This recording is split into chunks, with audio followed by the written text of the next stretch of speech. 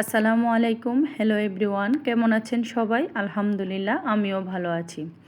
আজকে আমি করে দেখাবো কুমিল্লার ঐতিহ্যবাহী মুগ পাকন পিঠা। আমার এই রেসিপিটি ফলো করে যে কেউ ঘরে বসে মুগ পাকন পিঠা তৈরি করে নিতে পারবেন। এই পিঠাটা এতটাই সহজ এবং এতটাই মজাদার যে যারা কখনো তৈরি করতে পারেননি তারাও সহজে তৈরি করে নিতে পারবেন। অল্প উপকরণ দিয়ে খুব সহজেই পিঠাটা বানিয়ে নেওয়া যায়। তো চলে যাই মূল রেসিপিতে। প্রথমেই পিঠা তৈরির জন্য আমার লাগবে মুগ ডাল। এখানে মুগ ডালগুলো আমি একটু ভেজে নেব।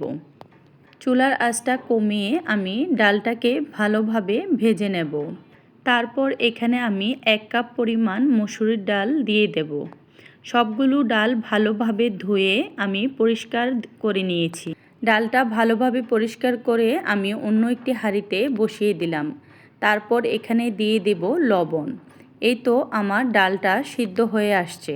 আমি এখানে একটি ঢাকনার সাহায্যে ভালোভাবে ডালটাকে সিদ্ধ করে নিয়েছি এবং দিয়েছি একটু হলুদ। এবার ডাল ঘুটনির সাহায্যে আমি ডালটাকে গলিয়ে নেব। তারপর দিয়ে দেব চালের গুঁড়া। এখানে আমি আতপ চালের গুঁড়া নিয়েছি। ডালটা যতটা ফ্রেশ হবে পিঠাটা সুন্দর করে তৈরি করা যাবে। এখন ভালোভাবে নেড়ে চেড়ে আমি মিশিয়ে নিচ্ছি। এখানে লবণের পরিমাণটা একদমই কম দিতে হবে, কারণ আমরা পিঠাটা গুড়ের শিরাতে ডুবাবো। এই পর্যায়ে চুলা থেকে নামিয়ে ঠান্ডা করে নেব। তারপর গোলা করে নেব। তারপর ছোট ছোট ডো বানিয়ে নিয়ে মোটা করে রুটি বেলে নিতে হবে। খুব বেশি পাতলা করার দরকার নেই। এখানে আমি কাঁটা চামচের সাহায্যে চতুর্দিকটা ডিজাইন করে নিয়েছি। আমি এখানে কাঁটা চামচের সাহায্যে ডিজাইন করে নেব। ডিজাইনটা অবশ্যই বলে বোঝানোর মতো কিছুই নেই, এটা দেখে বুঝে নিতে হবে। ঘরে থাকা উপকরণ দিয়ে আপনি ডিজাইনটা করে নিতে পারবেন।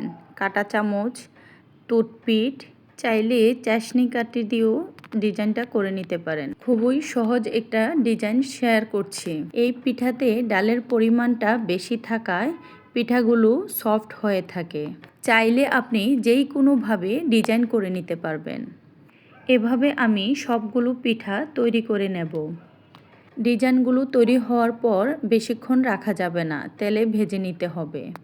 এই পিঠাটা কুমিল্লার জনপ্রিয় ঐতিহ্যবাহী পিঠা। এই তো সবগুলো পিঠা আমার বানানো হয়ে গেছে। এখন ভেজে নেওয়ার পালা। পিঠাগুলো ভাজার আগে আমি গুড়ের শিরা তৈরি করে নেব। যেহেতু আমার পিঠার পরিমাণ বেশি, তাই আমি গুড় এবং চিনির সাহায্যে শিরাটা তৈরি করে নেব। এখানে একটি হাঁড়িতে আমি নিয়ে নেব খেজুরের গুড়। তারপর দিয়ে দেব চিনি। তারপর দিয়ে দেব সামান্য লবণ। তারপর দিয়ে দেব পানি। এখন দিয়ে দেব 2 টুকরো এলাচ এবং একটি দারচিনি। এটা হচ্ছে ফ্লেভারের জন্য। এই পর্যায়ে চুলায় একটি কড়াই বসিয়ে দেব। দিয়ে দেব রান্নার তেল। রান্নার তেলটা গরম হয়ে আসার পর এক এক করে আমি পিঠাগুলো ভেজে নেব। এই পর্যায়ে চুলা আঁচটা কমিয়ে ভেজে নিতে হবে যতক্ষণ না কালার চেঞ্জ হয়ে আসছে। যখন সুন্দর একটি কালার চলে আসবে তখন পিঠাগুলো তুলে আমরা গুড়ের শিরায় ডুবাবো।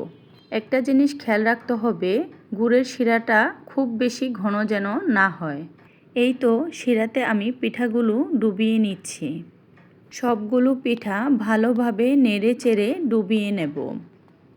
এই তো পিঠাগুলো তৈরি হয়ে গেছে। এভাবে করে আপনারা 2-3 দিন সংরক্ষণ করে রাখতে পারবেন। আশা করছি আমার এই রেসিপিটা আপনাদের কাছে খুব ভালো লেগেছে। যদি ভালো লেগে থাকে অবশ্যই কমেন্ট করে জানাবেন। সবাই অনেক ভালো থাকবেন। বিদায় নিচ্ছি। আল্লাহ হাফেজ।